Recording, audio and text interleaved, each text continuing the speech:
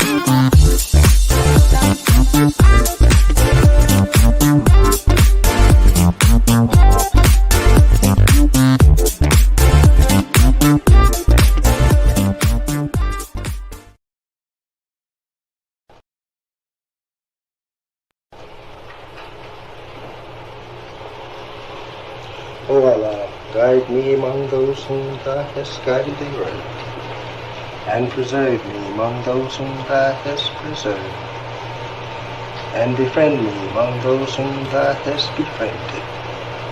Bless me in whatsoever Thou dost grant me, and deliver me from the evil of what Thou hast judged.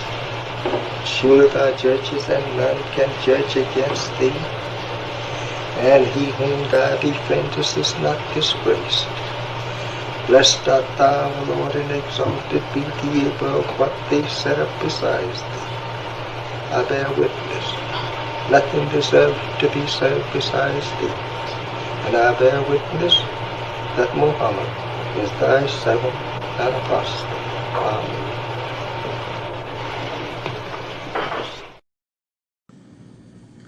The Honorable Elijah Muhammad, who in my judgment is the master historian, taught us that of all our studies, history is the most attractive, and it is best qualified to reward the researcher.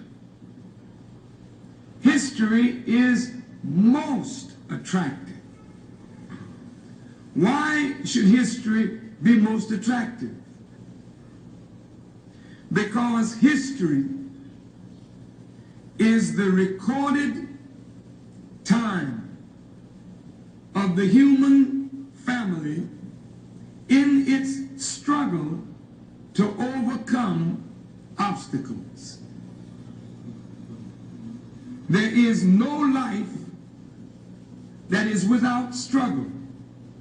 The Holy Quran teaches us that man, meaning man and woman, is made to face difficulties. And after difficulty comes ease. But it is history that guides us through difficulty. For if you know how people who had difficulty yesterday got through, and if your difficulty is somewhat similar, then today we also can get through if we follow the guidance of history. This is why Carter G. Woodson and many of our black giants fought for black people to know our history. Because in not knowing our history, we don't have a guide. And without a guide, we are lost. No wonder the Bible...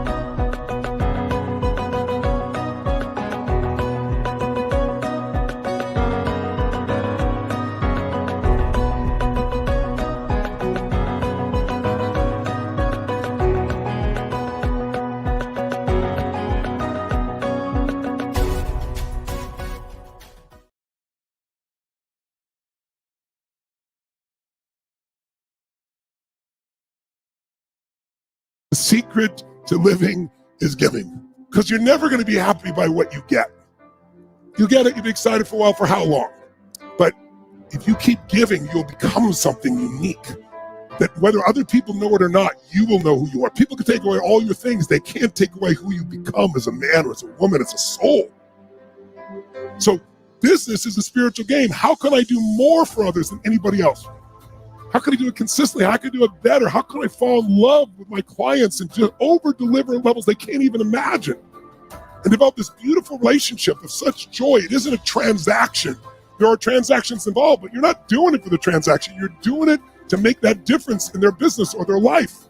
When you're driven by a mission more than yourself, you get a level of energy that people just trying to take of themselves will never have.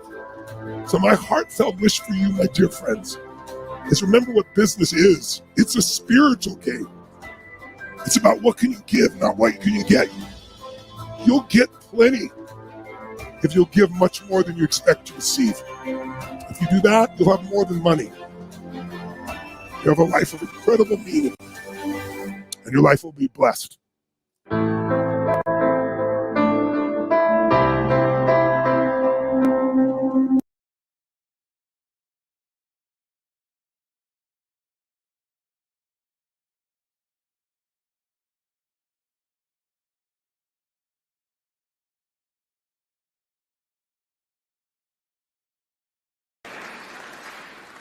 And I'm saying this to all of us. Our people are ready to spend their money with their own. There's no time better than this for 6 or 8 of you to pool your money and look in the community and open up a store to fulfill the needs of our people, and we will support you. It's your time now. That's being a man. Supporting your own people that are in business. Going into business yourself.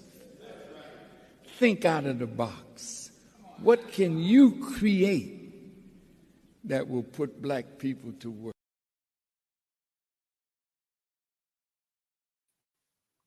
Assalamu alaikum, family. Welcome to the Sajdah Deca Fest.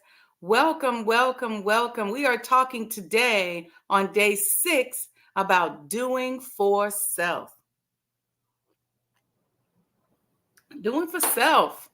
And we've had this discussion a lot on this channel. Y'all know that. Y'all know that's our theme. Let me welcome a few of you in. Welcome those of you who I see are here but are not in the chat. Thank you, thank you, thank you for joining. Thank you for telling other people. Thank you so much, because we have to make this go viral. The numbers are suppressed so severely. We were on, I think it was for the birthday celebration or my birthday anniversary celebration. And I think YouTube said that there was 2 of y'all on, but I remember just everybody flowing. I could count on the top of my head at least 50 people that I remember seeing on there. And then my other counter, because we also are broadcasting on Facebook, Facebook said that there were 165 of you guys on, but YouTube said, I think like it was 2 or 3 of y'all. So we got to make this go viral. So good morning, Sister Lubia Latifa. I see you. Morning salutations. And Sister Betty, welcome, welcome. Thank you. Sister Aurelia, may Allah bless you for the wonderful gift membership. Thank you. Make sure you like and subscribe, and you can become a member. You can hit that super chat button that's right down there in the right. You can give a gift, or you can cash app Sajdah Enterprises and give a gift as well. Sister said the best way to live is doing for self. Yes, and I want to talk about that today. I hope you all got your coffee. Y'all ready? This is still a coffee talk. We still coffee talking every morning. Jabrilla Sabira Mariam Muhammad says peace and love. Welcome. We still coffee talking, right? This is a beautiful gift I got from my family at the palace. Sister Amina, Brother Jay Baker, Brother Terrell, Sister Jamila, everybody there. I shouldn't have started naming names because I'm going to forget people. Brother Stephen. Anyway, they gave me this pretty mug, and it's a black mug. It's got gold on it. It says, all you need is love and coffee. And it's nice and big, like I like it. So this morning, I just have my coffee. I got some pumpkin oat milk creamer that I'm excited about. So I have a creative day today. I'm setting my intention to really be open and receive the energy of Allah. I want to be feeling the spirit of the Honorable Elijah Muhammad as it flows, and as I honor his instruction to do for self today. So grateful. You all saw the lovely video from the Honorable Minister Louis Farrakhan talking to us about the importance of doing for self. Okay. Sister Aurelia said the best way to live is doing for self. And that is so true. And it's tough for a lot of us to get to. And it's a challenge, right? I'm going to start with our children. I'm going to start here and talking about doing for self, because Deca Fest is supposed to be all about me talking about my development, who I am, my evolution, as a way of encouraging you. And it's, this 10-day celebration is designed to have you begin to celebrate and remember the journey to getting your ex. Let's start with the babies. Okay. When I was very, very young, I don't know if I wanted to be in business before my parents started to introduce it to me, or if I did it after. I'm not sure, but business was always a way of life in our household. Whether I went to work with my mom, and I would look at her. Remember, she had this desk plate that had her name on it. And I had that desk plate for a while. I don't know what happened to it, but I remember that desk plate. And I remember how she dressed going to work. And I just remember the files and the cabinets and all of that stuff. Or whether it was visiting and helping my dad and his various businesses, the horse breeding businesses, and the taking care of the horses was a whole business. Whether it was anything. And my dad it was all about, in our household, what can we create to make money? I remember some goal they had. We were trying to get $2,500. Next thing I know, we was breeding the dogs, and we had to come home every day, me and my brother, and take those little puppies and feed them with the bottle and nurse them, because the female dog, she kept abusing the babies. And so this time they took the babies from her. There was like 10 of them, and they were in the basement or the garage or something. And we had to come home every day, my brother and I, and feed them with a bottle and take care of them and nurture them until they got old enough for mom and dad to sell them for $250 each. That's just the kind of, entrepreneurship. I remember somebody coming to get dad to do something. And I just remember writing out the receipt book. We didn't call my dad. I'm calling him dad for y'all purposes, but we called him Doob. Probably from my brother, because my brother used to always make up words. My brother was E40 growing up. He always made up his own words, and somehow everybody in the family just kind of adapted those words that he made up to everybody. So he started calling my mother Mimi, my dad Doob, and that's what we call both of them to this day. So, but anyway, and then with my mom bringing home the Kiplinger Financial Report, and me starting to study that and understand finances, and that leading to me being a lover of business journals and the economy and taking economics classes and accounting classes and things like that. And even though more so for myself, I was probably a little bit more sheltered, or a lot more sheltered than my brother was. But I'm going to tell you something that's very key. And I say this to a lot of our Muslim parents, and most of the time they just ignore it. But I'm going to give you a hint.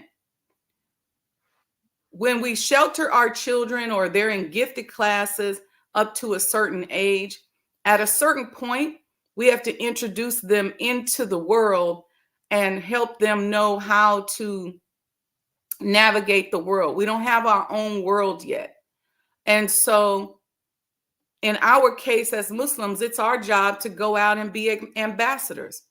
Civilized people must teach and train others.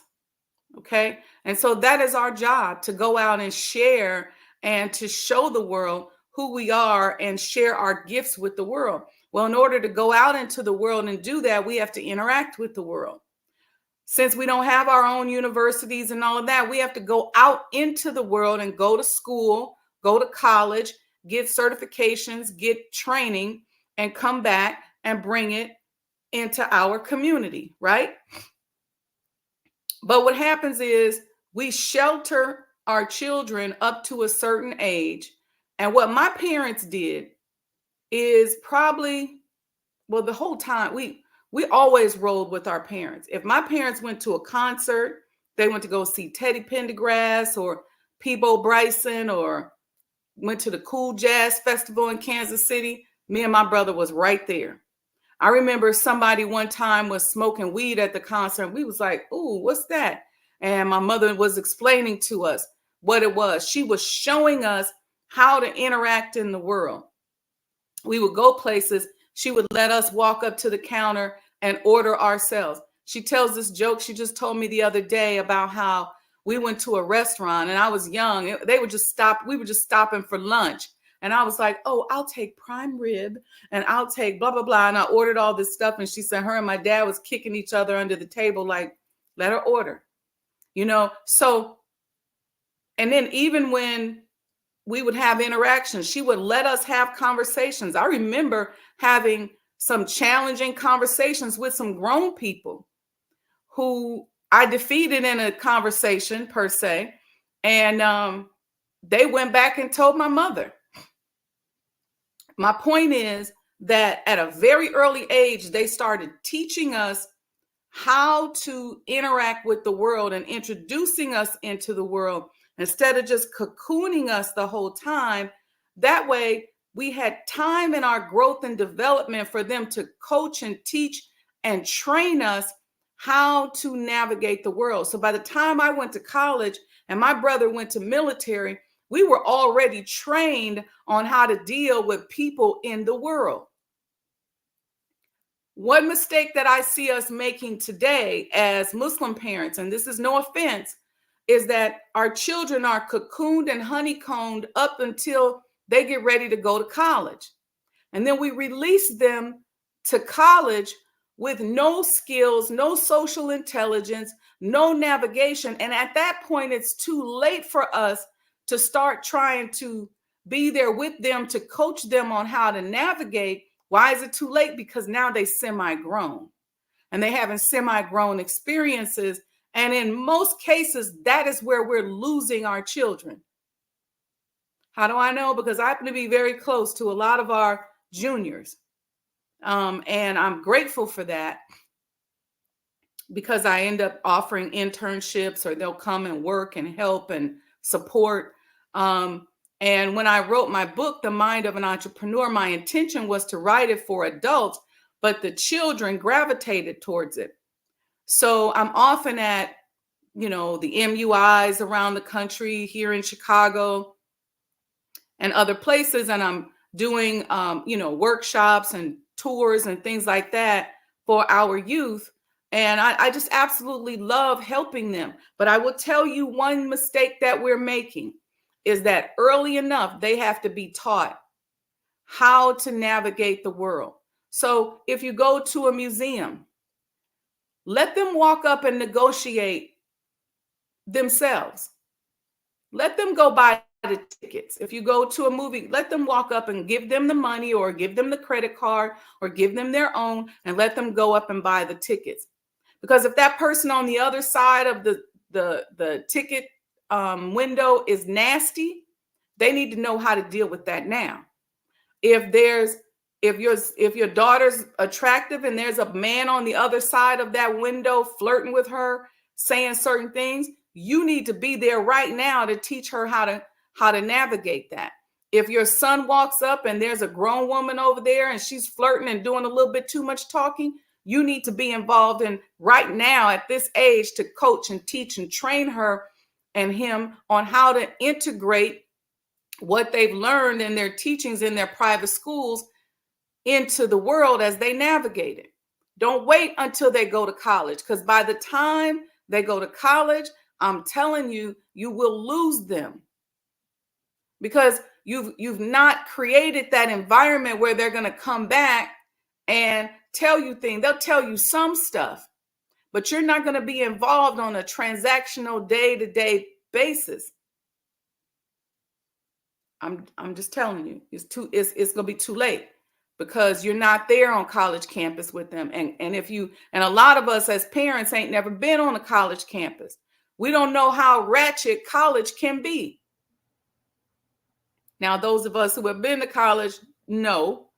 But even then, even though we've been to college, it's like somehow we have this illusion in our mind that all of a sudden, because they're raised differently, they're going to have a different experience. There's still going to be people selling drugs in the dorms. It's still going to be people involved in all kinds of sexual activities. It's still going to be people drinking, smoking. There's still going to be people cheating on tests.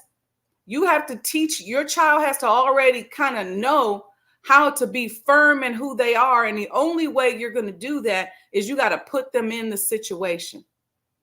Words don't teach. They just lay the foundation. Now you got to get out there and apply it. That's what a lot of our challenge is when it comes to doing for self. If you a God and you so cold and you know so much, teach and train your child and send them out there in the world and show them how to then be the God in the environment that they're in. Show your children how, when they go into school, that they can be the class president. They can be the example. They can be the leader. They can be the person that everybody is looking up to. Okay, that's critical. Very, very, very important. All right. That's part of our challenge that we have in doing for self. Because we have the teachings, we have our knowledge, we have our wisdom over here, but then business and everything and entrepreneurship is over here, and we don't know how to reconcile the two. And it's because we still have a colonized mind. See, doing for self is the best way to get rid of that colonized mind. You heard Tony Robbins on the clip talk about it, talking about the power of giving and spirituality being your weapon in entrepreneurship. Your secret weapon as an entrepreneur is your spirituality. Somebody type that in the chat. Your secret weapon as an entrepreneur is your spirituality.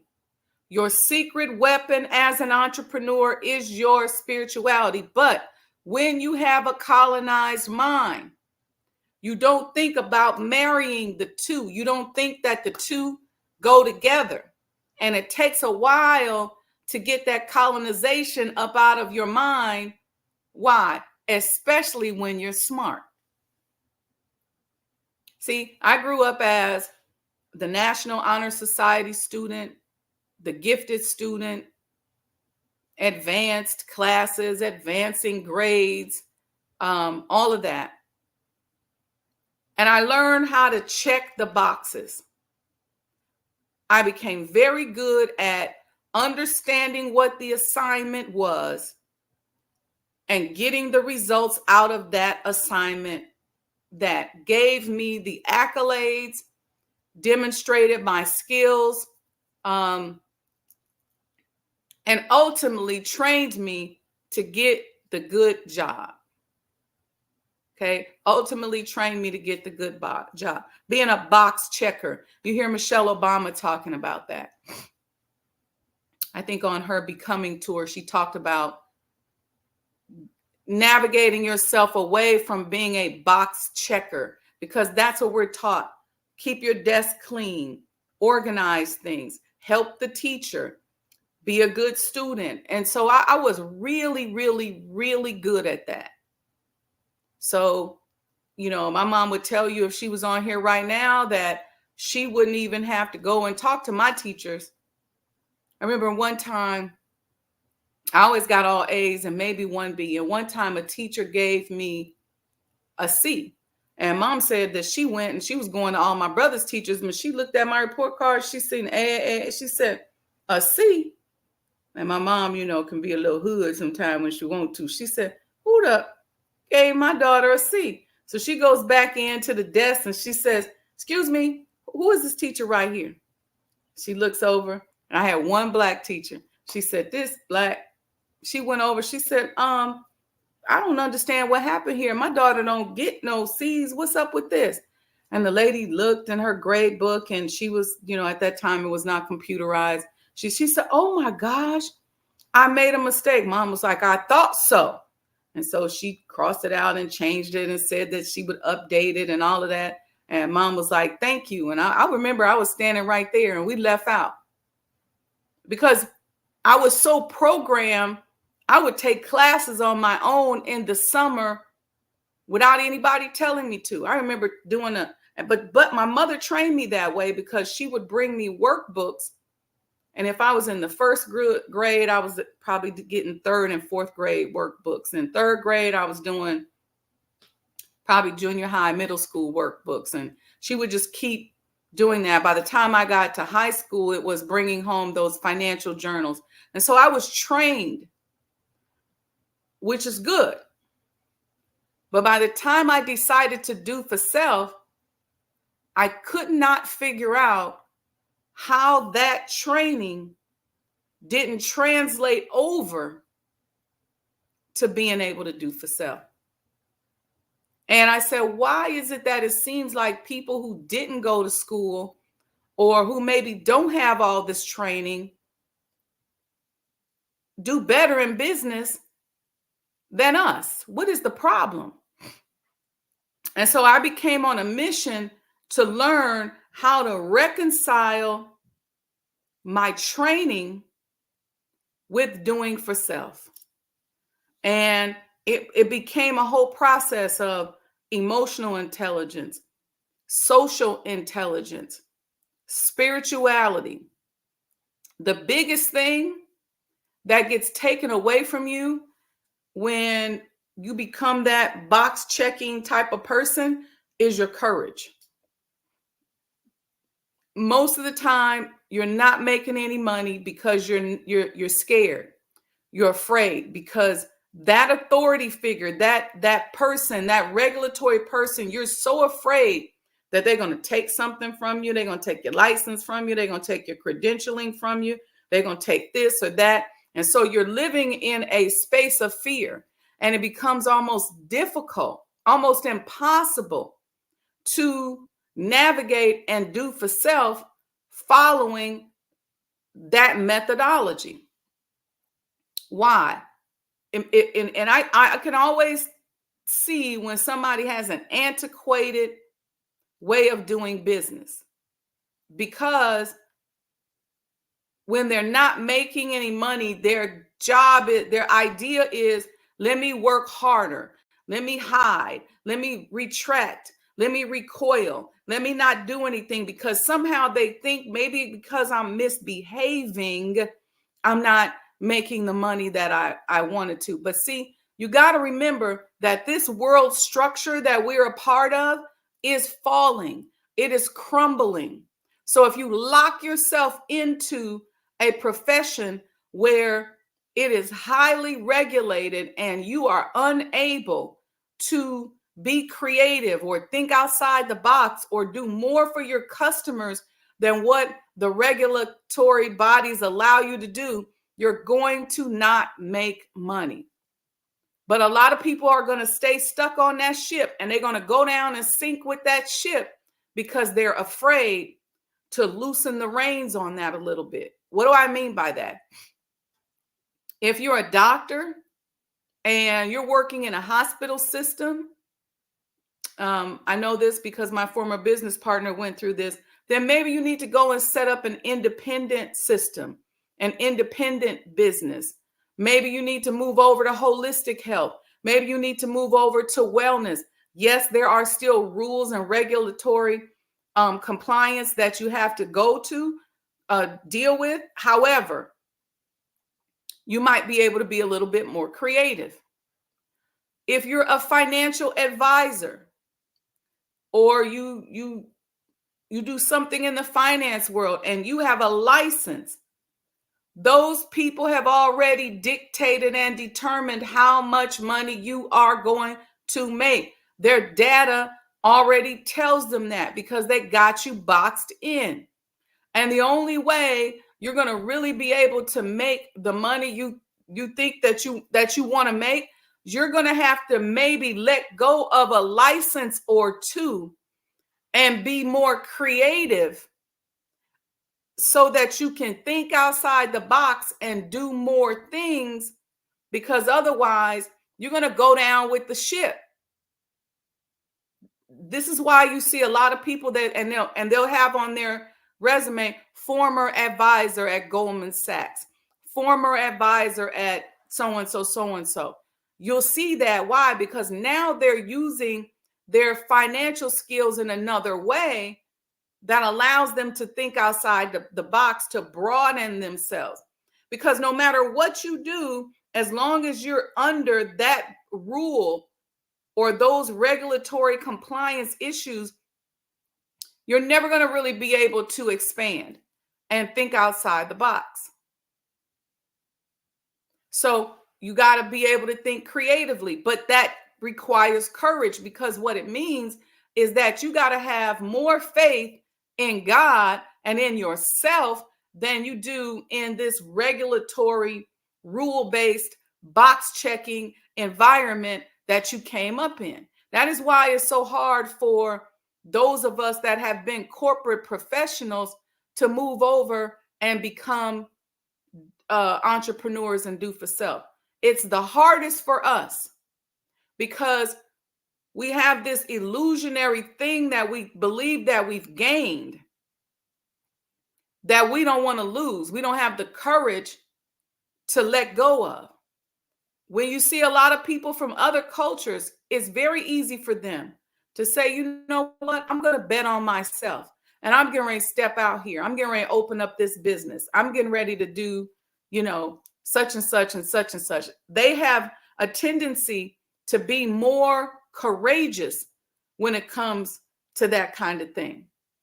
Okay? They have the tendency to do that. We, especially those of us that are Black professionals, we get stuck. And then there's a period in there. There's going to be a lull in there where it's going to get rough. And it's going to be you and Allah. And you're going to have to make a decision. See, if you forget and all the box checking and all the regulations is your God, and you forget that this world is crumbling. So what you're doing is you're hanging on onto a crumbling world that the leaders in your profession, 99% of them that don't look like you, have already let go of. And so when the ship sails, who's going to be on that ship? Probably a lot of Black professionals. Why? Because we've identified and made so much of ourselves, so much of our personality is rooted in that corporate speak, if you will, or that corporate vernacular or that corporate lifestyle, that when you start talking about us doing something else, we're like, I don't see it. And I'm going to tell you something else.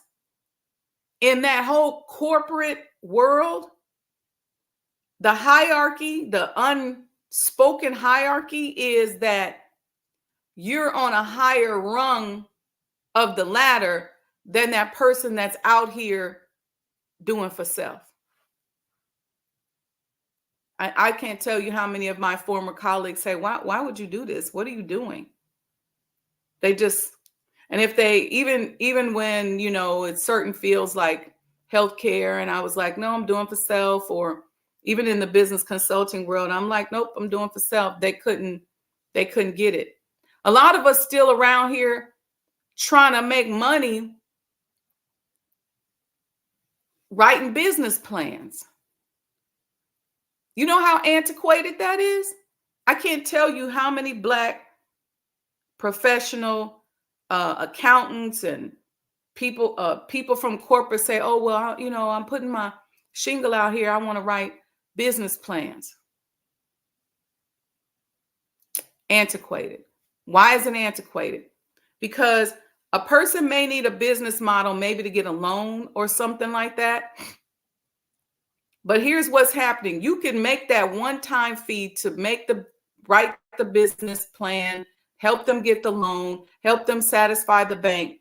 But 9 times out of 10, they're not going to continue to come back to you, because the world is changing so fast that business plan is going to become antiquated in probably 3 to 6 months.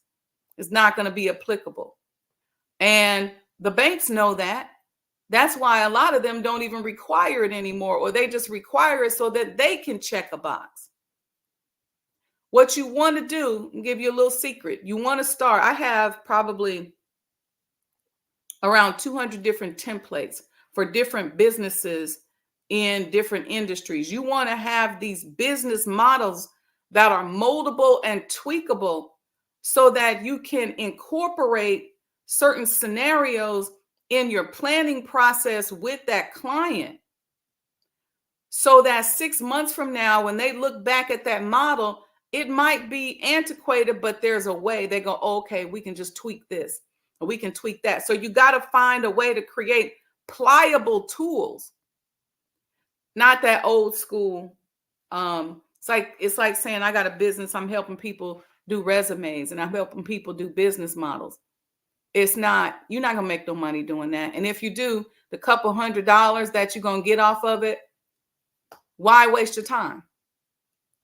You have to find a way to go bigger and be creative and more creative. And for me, I wanted to be on the development side of things. I wanted, instead of selling real estate as a salesperson, I wanted to develop real estate. I was just talking to someone the other day who used to be an advisor, and now they're doing mortgages and loans. And that's how they're helping entrepreneurs do that. It's all kind of different things that you can do. I speak to people in the healthcare field all the time who now are saying, hey, can we sit down? I want to see if you can help me open up a wellness spa. Or let's sit down. I want you to help me figure out how to deliver certain holistic medicines to people, or create a practice that is more holistic in nature. Something that still respects what I've learned in medical school, but that also helps people in a way that, and stretches things and helps people in a way that is bigger and better than what I may have been allowed to do at the hospital or at the clinic. Those are just 2 examples. Okay. It's the same thing with engineering. Same thing with architects. Old school traditional architecture has certain restrictions on it. And when you meet one of these old school architects, they start drawing stuff and putting stuff together that you can't even build. And so the biggest training and the best training for architectural students is for them to also be in construction and be in the field, so that they can understand how things are developed and put together. And they don't get caught up just living on the paper with the files, the CAD files, or drawing stuff. And they end up putting stuff together, and there's so many tweaks and changes, and they can't even do shop drawings and stuff like that. So everything nowadays is all about adaptability, pliability, being able to be nimble, and being able to change. If you're still trying to put the same square peg in the round hole, you're going to miss the mark. You're not going to make money. Okay. So doing for self, what makes it so powerfully spiritual is, I think it's even more spiritual than what Tony Robbins was saying on his clip that I played earlier. It's spiritual because, yes, you're giving, you're loving, you're trying to be of greater service value. I try to offer so much service and be of such great service value that people could never replace me. They can go get another consultant, but they'll never give them what I give them. Never. They won't, because they're not going to come with the spiritual insight, the creativity. They're not going to give their all. They're going to be wham, bam, thank you, ma'am. Not me. I'm going to give you more in service value than what you've offered me. And, when it's time to send you an invoice, I'm going to send you an invoice. And I expect it to be paid. But at the same time, I'm going to give you what you asked for. You're never going to question, was this worth it?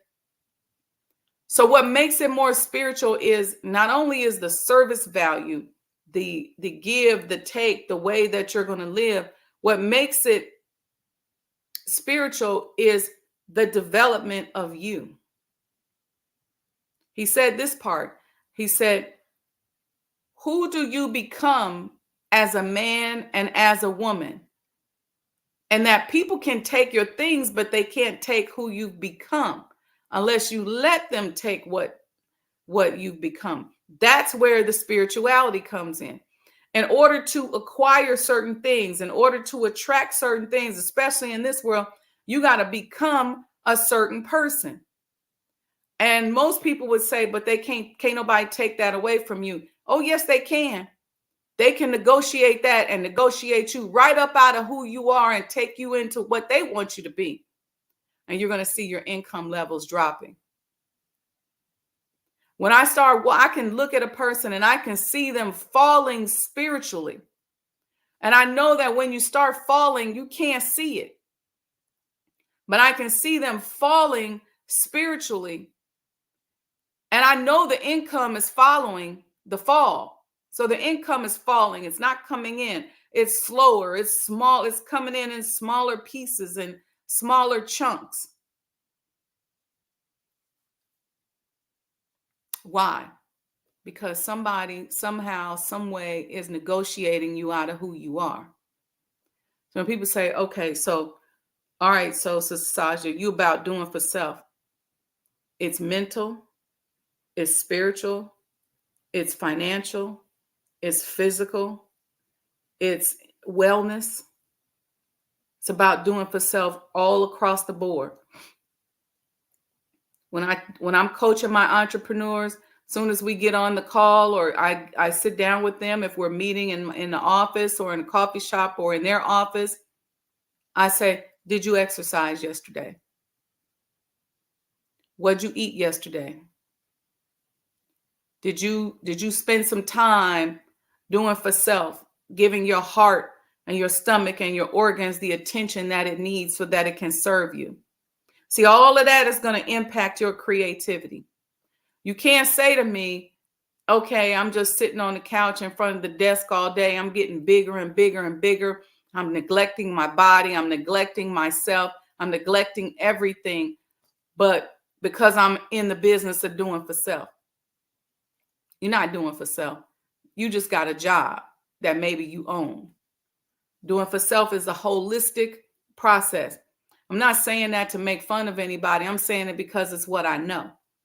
When I first started off, I was so attached to a way that was regulated by an industry that I was in that really all I had was just a job that I owned. So I was an independent contractor and I was like, okay, I'm doing for self. I got my own business, but I wasn't really holistically doing for self. And then I started incorporating certain things. I got really serious about physical fitness. I got serious about going to boot camps and CrossFit and really just challenging my body. And, I started doing yoga, whether it was Bikram or some other form of hot yoga, something that was very challenging. And through that challenge, I started to access different parts of my brain. And when I started to access those different parts of my brain, I started to become more creative. And I started reaching for creative goals that I probably would never have reached for when I was just sitting there being fat. And I started saying, okay, it's time to do this. Get up, move, make a move. Have something right there in your office if your meetings are back to back. Stand up on the side, do some squats, do some push-ups, run yourself through a quick yoga section. You got to be meditating. Doing for self is holistic, and it's a very busy job. You got to get up extra early before your clients so you can get your meditation and your exercise in. Or you got to finish early, or you got to take some time out during the middle of the day. You got to know when it's time to dial back. A lot of us don't make any money, and we're not able to do for self because we're just pushing, grinding. Money's not coming in. Let me do more. Let me press more. Let me call this person. Let me do this. Oh my God. Well, all you're doing is putting in your vibrational crawl, the fact that the money's not there. So you're going, it ain't there. It ain't there. Let me call. Let me do more. Well, maybe what you need to do is back up off of it. How balanced are you being? Are you taking care of your body? What did you put in your body yesterday? I asked one of my clients this yesterday. I said, what did you eat yesterday? She was like, what? I said, what did you eat yesterday? She's like, oh, I had a salad and this really healthy meal. And then I had this big chunk of cake. And I said, I get it. I've done that before too. I said, a lot of times I don't buy a big thing of sweets or a lot of sweets because I just end up throwing it away, because after a while I realized that if I'm eating one meal a day and I got my good vegetables and I got a good meal that I'm putting together, got me some good bean soup, and then I end up eating a bunch of sweets, then you just countered what it was that you just ate. So we were just talking, and I said, how are you supporting your body with supplements? Are you servicing your thyroid? Are you servicing your blood flow, your blood sugar levels? Are you taking care of your liver and your kidneys? Are you taking care of your muscles? See, all of that has intelligence in it. So when the Honorable Elijah Muhammad told us to get up and do something for ourselves, yes, a lot of us interpreted that holistically as finances and as business, but it's you can't even extract what you need out of this world without approaching it from a holistic standpoint. Are you taking care of your mind? Are you taking care of your brain? How are you vibrating? Are you talking to people that are keeping you at a low vibration? Do you listen to low vibrational music all day? Do you entertain low vibrational thoughts all day? How often are you meditating and learning and praying? Do you know I've had days where I had one day last week, I had 4 meetings that got rescheduled. And then I looked at this chunk of my schedule and I was like, oh, all right, stuff got rescheduled. So I said, all right, universe, you must want me to do something. So I made sure I worked out. For the bulk of that 4 to 6 hour time, I prayed, meditated, and studied. Why? Because I wanted to make sure that during that time frame, that extra time that I had, that I could raise my vibration and lock it in. And it takes time a lot of times to do that. But how often are you doing that? I don't feed on low vibrational music, and I'm a music lover. And sometimes, on the weekends, I may say, okay, let me put my house music on, or let me put some, old school music on. I'll do something like that. And there's obviously certain music that I like, but I'm very careful. I've gotten so attuned to high vibration that I can hear the sonic warfare in the music. I know that if you are tuning into certain types of music, I'm a Chicagoan. I love house music, but a lot of house music is very low vibrational. We can't tell because we like the beat, we like the rhythm of it, but it has it activates certain chakras that can prevent and block your creativity. I know y'all probably don't know that. Same thing with certain rap music. It's very hip. Certain music is very hypnotic. So you got to know how to use light, music, sound. I have a certain way that I'm going to illuminate my room, certain art and certain colors that I like to be able to turn and see, that are inspirational, that are helping me holistically as I'm working on doing for self. So by the time you sit down and become creative and put something together, you already in the right vibration. It's easy. You see? But if you don't do that, if you are not taking a holistic approach, when you sit down or go to your business and get ready to do for self, it's no different than you being a lost found person with a job. Now, you may be able to create some consistency out of it, but that ain't what we talking about, y'all. We talking about being on top of the universe. We're talking about doing all the things that can help influence and change the world and support our people and introduce much goods and services into the community, to be leaders, for people to look at us and say, man, you are an amazing leader. These are the types of things that we want to be able to do with our ability to do for self. All right. I'm sorry, y'all. I haven't really been paying attention to the chat. I'm going to give y'all a hint. When y'all put big paragraphs in the chat, I can't really see it because the chat is flowing. If you put like little sentences, like, somebody said, teach on that sonic warfare, or music, color, and medicine. That's right. Mother Tynetta, beloved mother. Flint, Michigan. If you put those kind of little sentences in there, I can see it. But if you put a big paragraph in there, I haven't quite mastered being able to receive my downloads from the universe, give it to y'all, and then read at the same time. I might get there later, but I haven't gotten there yet. So the big paragraphs is hard for me. Not that you can't, that's fine. But if you do that, I'm going to miss it. So thank you. I see you, Sister Monica, Sister Aurelia, 147 Savage. I see you. Thank you. Thank you. I think everybody else I shouted out. There's a lot of you all today that are not participating in the chat. That's okay. It's all right. It's okay. It's okay. Do me a favor. Make sure you like and subscribe. Hit that super chat button or give a love offering. I make sure for the financial trauma boot camp that you sign up. You can even sponsor a family. I think we're going to push the time back. I think it's from 6 to 9.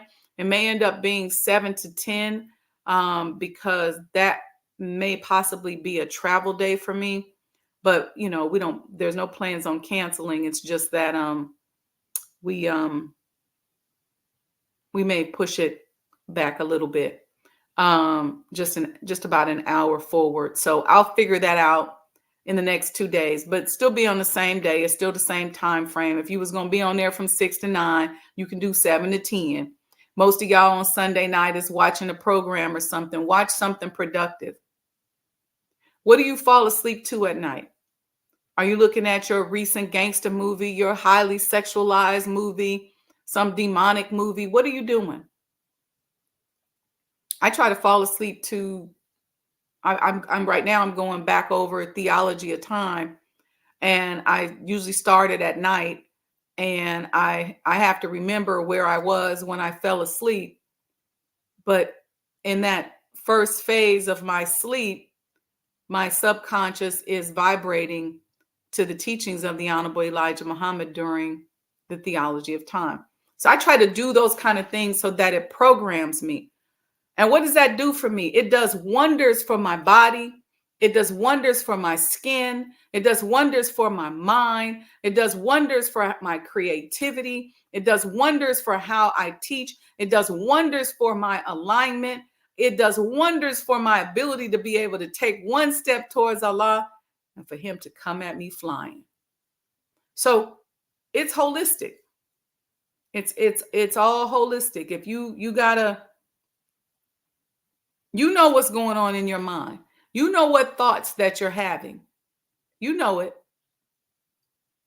So when you ask me during Deca Fest, man, what is your approach to entrepreneurship? Now you got some of it. All right, family. All right. Peace and blessings, family. Love, love, love, love you all. Tomorrow is unity. We're going to talk about pooling resources and collaboration. That's tomorrow morning on the Sajdah Deca Fest celebration. And tell a friend. Tell somebody. Make sure you all support. Don't be on here for free without creating no flow in your life. If you can't cash app, if you can't hit the super chat button, then like, subscribe, and share, or do all of them. But the flow has to be there. I told you all, a lot of times, if I'm out walking, I start making sure that I can feel the flow of energy in front of me. And so I'm bringing it to myself. As I'm thinking, I'm doing like a walking meditation, a walking prayer. And it's nothing to see me walking along and I'm doing this, because I'm just making sure that that energy is flowing. I'm creating that energetic bubble around me. And so I try to live my life like this. Okay. It's flow. It's all about flow. So if I see you and I interact with you, I find a way to flow. If you give to me, I try to flow it back to you, whether it's with finances, whether it's with buying something in your store or making a referral. I can't buy something from everybody's store, but can I make an introduction? Can I refer you? Can I give you some advice of something that I have that I've benefited from? Yes, I can do that. So don't just sit here like a fat person sitting on a bump on the log. And I'm sorry, I know that that's offensive to some of us, but we talked about being fat and heavy. Fat and heavy. We want to start turning some of that muscle, some of that fat into muscle, both physically and mentally. See, just like you can see somebody who gets fat physically, they can get fat in their brain as well. And what do I mean that? Fat spiritually, meaning that there's no muscle there. It can't lift. It can't move. There's no flow. So it's just, man, that's a whole subject we got to think on. It's just energy that is just stored up, so much so that it needs a release. So we're going to talk about that. We're going to talk about that spiritual, being fat in our brain and fat in our bodies. And we all been there. We all been there. But we got to just start saying, why am I storing up this energy? Why is my body doing this? Why is it not relieving stress? Why is it not metabolizing properly so that it's burning off? Am I putting too much food in my body at the wrong times of the day or too many times a day? Am I not moving enough? Do I need to get me some supplements that are going to help support different aspects of my health and my organs so that I'm moving my hormones and this energy around? Why is this happening? So that same thing that's happening in your body is happening in your mind. And so when it starts to happen in your body and it starts to slow you down and make you tired and the point where you can't move, you can't get up, you don't feel like it, you're just sluggish and heavy. The same thing is happening in your brain, in our brain. Okay. So your body is a sign of where you are. And so when you get that momentum going and you're like, okay, I'm feeling good. I'm dropping a few pounds. I'm moving. And I'm not saying you got to be a beanpole, but I'm moving. I'm getting my muscle mass back. I'm being uplifted. It doesn't matter what age you are. Okay. When you start saying that, then that's happening in your brain. And you should be excited to say, man, I can't wait to see what I create when I start working more on this body, when I start doing for self from a health standpoint.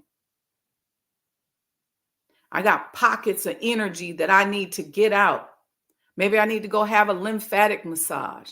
Maybe I need to stretch, do some yoga, right? So I can get rid of certain pockets of energy, because energy deposits in our body and it also deposits in our brain. How do we move it out? What do we do? Okay. It's time for us to live a little, live a lot. All right, y'all. May Allah bless you. We'll see you all, inshallah, tomorrow morning. Peace and blessings, family.